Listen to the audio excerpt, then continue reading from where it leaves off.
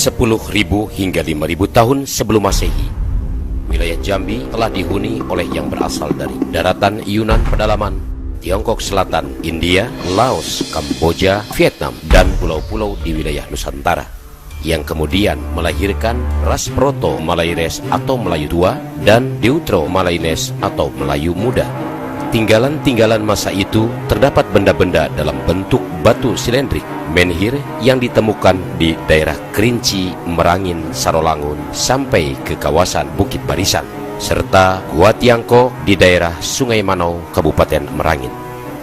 Tinggalan-tinggalan lain terdapat dalam bentuk keramik kuno dari Cina tersebar di bagian hulu das Batanghari. Terdapat dalam catatan dinasti Tang, kerajaan Melayu kuno ditandai adanya utusan Moloyu tahun 644 dan 645 Masehi.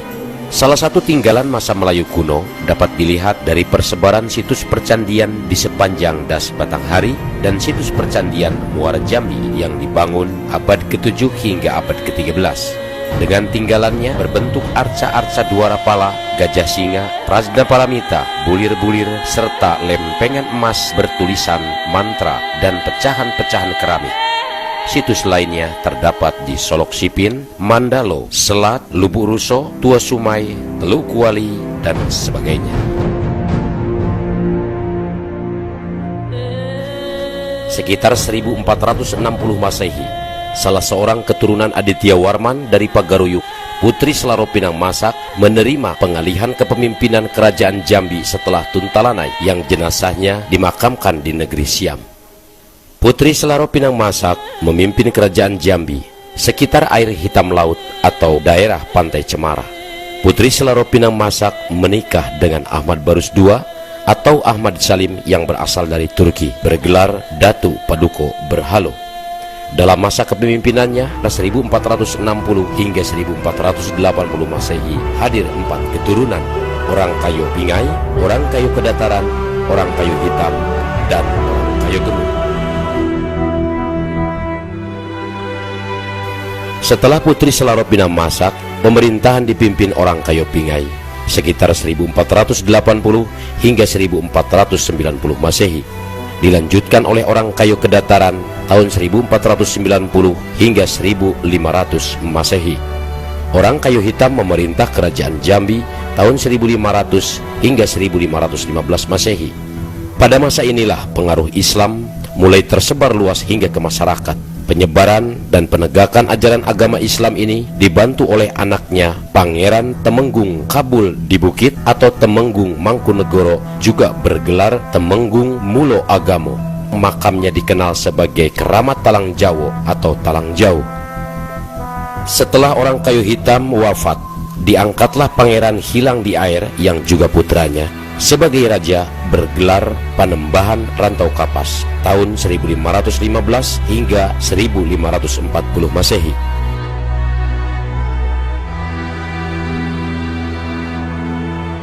Gelar Panembahan secara turun-temurun digunakan sebagai gelar pemimpin, seperti Panembahan Rengas Pandak tahun 1540 hingga 1565, Panembahan Bawah Sawo tahun 1565 hingga 1590, dan Panembahan Kota Baru tahun 1590-1615. Tetapi pada masa berikutnya sekitar tahun 1615, penggunaan gelar Panembahan berubah menjadi Sultan, yaitu ketika Pangeran Kedah diangkat sebagai pemimpin dengan gelar Sultan Abdul Kahar. Pada masa itulah kapal Belanda Wapen van Amsterdam di bawah pimpinan Abraham Strijk datang ke Jambi sekitar tahun 1616. Lalu berdiri loji perdagangan Belanda di Muaro Kumpe, yang selanjutnya pengaruh kompeni semakin melebar, monopoli perdagangan kemudian merambah pada penguasaan, mempengaruhi jalannya pemerintahan Kesultanan Jambi. Berbagai bentuk perjanjian pihak VOC dan kompeni terus dilakukan oleh Belanda kepada para sultan atau sultan-sultan yang direstui dan diangkat oleh Belanda. Tetapi perlawanan terhadap intrik-intrik tersebut dilakukan secara keras oleh Sultan Muhammad Baharudin.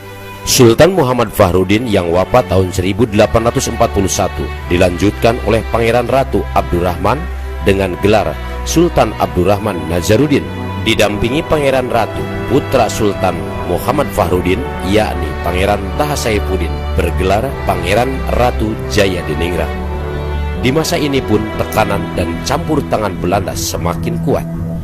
Sultan Abdurrahman Nazaruddin wafat. Pangeran Taha Saifuddin dinobatkan sebagai sultan.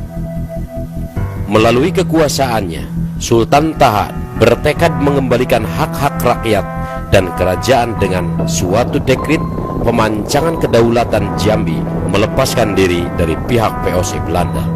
Sultan Taha Saifuddin pada tahun 1855 menunjukkan perlawanan terhadap Belanda dengan membatalkan seluruh perjanjian-perjanjian yang telah dibuat oleh sultan-sultan terdahulu.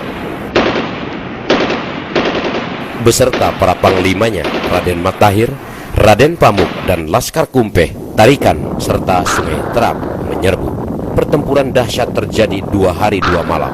Kapal perang Belanda Hotman berhasil ditenggelamkan pada tahun 1858. Sultan Taha memerintahkan pasukan pertahanan Istana Tanah Pilih bergegas ke Muara Tembesi.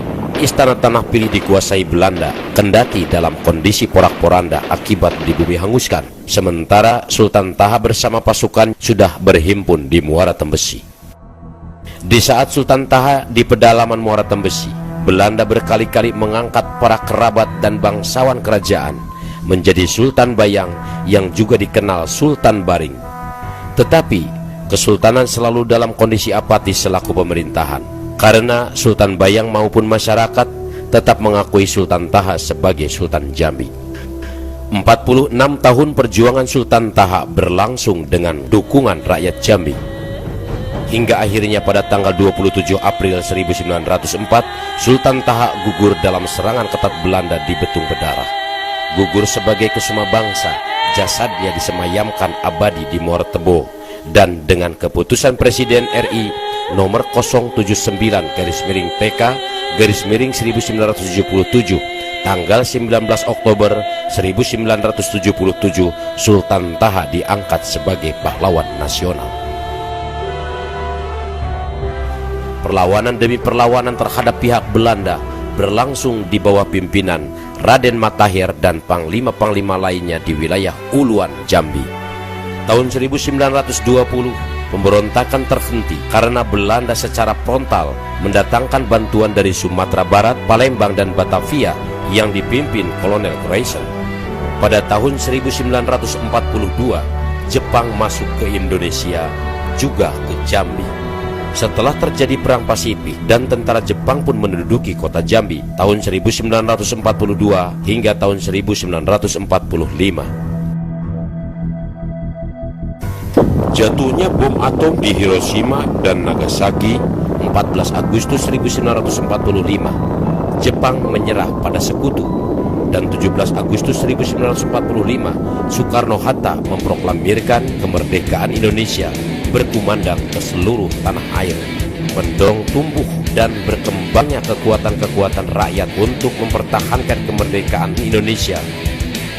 Gerakan para pemuda dan Ek-Gyugun, Heiho, Keigun melebur ke dalam BKR, kemudian menjadi TKR dan Pemuda Republik Indonesia atau PRI. Secara de facto, pemerintah RI di kota Jambi mengangkat residen pertama Dr. Segap Yahya tahun 1945 yang kemudian diganti oleh Raden Inu Kertapati dari tahun 1945-1950. Namun demikian, roda pemerintahan masih dibayangi pengaruh pihak Jepang yang terus menetap di negeri ini dengan dalih menunggu kedatangan sekutu menyerahkan kekuasaan di Jambi. Bulan Mei 1956, sesuai hasil musyawarah Komite Nasional Indonesia, dibentuk Dewan Perwakilan Keresidenan yang anggotanya diambil dari tiap-tiap kewadanan berjumlah 24 orang. Sementara itu, Pangeran Emir M. Nur sebagai Panglima Tentara Indonesia Sumatera Selatan hadir untuk melantik Abun Jani sebagai Komandan BKR untuk Jambi dan Riau dengan pangkat kolonel. Dengan terbentuknya pemerintahan sipil, militer, dan kepolisian di wilayah Jambi, maka masyarakat Jambi bersiap melakukan pengambil alihan persenjataan pada pos-pos pertahanan Jepang. Tanggal 21 Juli 1947, Belanda melakukan agresi militer pertama. Pihak Belanda melakukan pengeboman, penembakan ke lapangan terbang Palmera, kapal roda Lampung T. Koseng di Selat, mengakibatkan jatuhnya beberapa korban serta penangkapan para pejuang Jambi oleh Belanda. Tanggal 29 Desember 1948 terjadi agresi militer Belanda kedua. Kota Jambi diserang dari darat, laut, dan udara. Penembakan dan penerjunan tentara payung pasukan Belanda langsung mengepung kota Jambi. Pertempuran sengit selama 2 hari 2 malam tanpa henti. Korban berjatuhan, penangkapan para pejuang Jambi pun berlangsung dan Belanda pun melancarkan politik adu domba.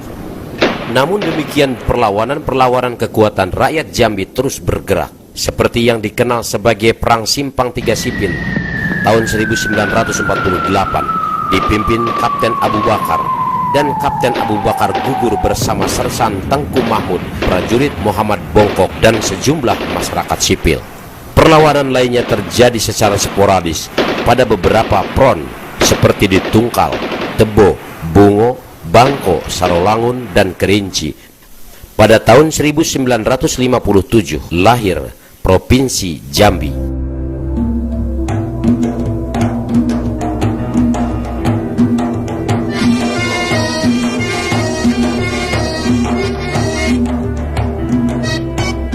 Dilandasi keinginan kuat rakyat Jambi untuk berdiri sendiri secara otonom sesuai hasil sidang pleno Badan Kongres Rakyat Jambi BKRD pada tanggal 6 Januari 1957 yang menyatakan Presidenan Jambi menjadi daerah otonom tingkat 1 provinsi yang berhubungan langsung dengan pemerintah pusat dan keluar dari Provinsi Sumatera Tengah. 21 Januari 1957 diadakan rapat segitiga antara BKRD, Dewan Banteng atau penguasa pemerintahan Provinsi Sumatera Tengah, dan Panglima Teritorial Sriwijaya di Palembang sebagai penguasa militer Sumatera Selatan dan Jambi. Peristiwa ini terjadi ketika negara dalam keadaan darurat perang. Untuk merealisasikan keputusan BKRD pada tanggal 6 Januari 1957 dalam rapat segitiga diputuskan sebagai berikut. 1. Dewan Banteng mengangkat Akting Gubernur Provinsi Jambi atas usul BKRD.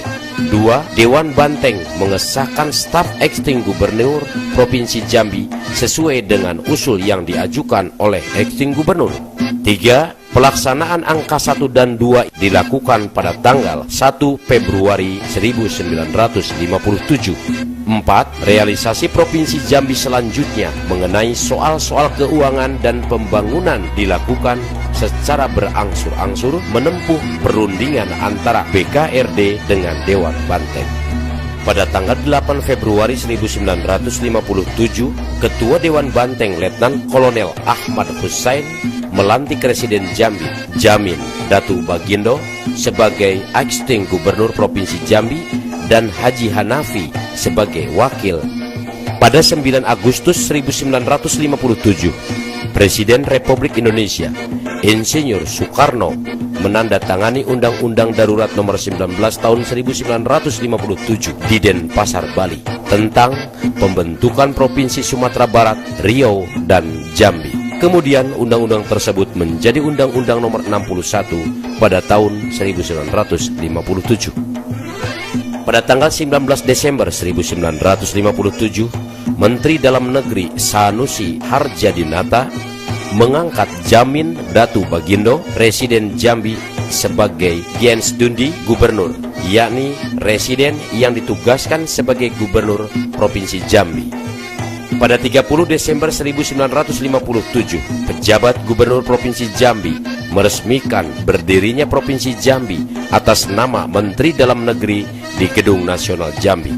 31 Desember 1957, di beranda rumah Residen Jambi atau Gubernuran, DPRD Provinsi Jambi dilantik dan diambil sumpahnya sesuai keputusan Menteri Dalam Negeri tanggal 21 Desember 1957 oleh pejabat Gubernur Provinsi Jambi atas nama Menteri Dalam Negeri berjumlah 30 orang dengan pembagian kursi sesuai dengan hasil perolehan pada pemilu tahun 1955 dan secara berkelanjutan kepemimpinan legislatif Provinsi Jambi. Pertama, Haji Hanafi sebagai Ketua DPRD tahun 1958, Haji A. Murad Alwi Ketua DPRD 1958-1960, HM Saleh Yasin Ketua DPRD GR 1961-1967, Dr. Anes Raden Ismail Muhammad Ketua DPRD 1968-1971, Kolonel Polisi Purnawirawan M. Tahir Ketua DPRD 1972-1977, Kolonel Polisi Purnawirawan Kemas A. Roni Ketua DPRD 1977-1982, Kolonel TNI Purnawirawan Supomo Ketua DPRD 1982-1987, Kolonel TNI Purnawirawan HM Syukur Ketua DPRD 1987-1997, Brigjen TNI Purnawirawan HM Khairun Ketua DPRD 1997-1999, Haji Nasrun Arba'in MSI Ketua DPRD 1999-2004, Haji Zurman Manap Ketua DPRD 2004-2009, dan Haji Effendi Hatta SE Ketua DPRD 2009-2014. Sedangkan sebagai Gubernur Provinsi Jambi sejak awal dipimpin oleh M. Yusuf Singedikane, Gubernur Jambi 1957-1967, Haji Abdul Manap, pejabat Gubernur 1967-1968, RM Nur Atmadi Brata, Gubernur Jambi 1968-1974, Jamaluddin Tambunan SH, Gubernur 1974 hingga 1979, Edi Sabara, pejabat Gubernur 1979, Maskun Sofwan SH, Gubernur Jambi 1979-1989, Dr. Andes Abdurrahman Syayuti, Gubernur tahun 1989-1999, Dr. Andes Haji Jul Kifli Nurdin MBA, Gubernur 1999-2005, Dr. Insinyur Haji Sudarsono HSHMA sebagai pejabat Gubernur tahun 2005, Dr. Andes H. Zulkifli Nurdin MBA, Gubernur Jambi 2005-2010, dan Gubernur Jambi ke-11 Dr. Andes Haji Hasan Basri Agus MM dengan wakil Dr. Andes H. Fahrori Umar MHum dengan visi Jambi Emas 2015. Mari perkokoh kesatuan yang sekebat bak sirih, serumpun bak serai, sedekak bak batu di pulau, sedencing bak besi, kok terampai samo kering, terendam samo basah, berat samo dipikul, ringan samo dijinjing, dapat samo belabo, hilang samo merugi. Dengan tekad dan komitmen bersama, kita membangun Jambi.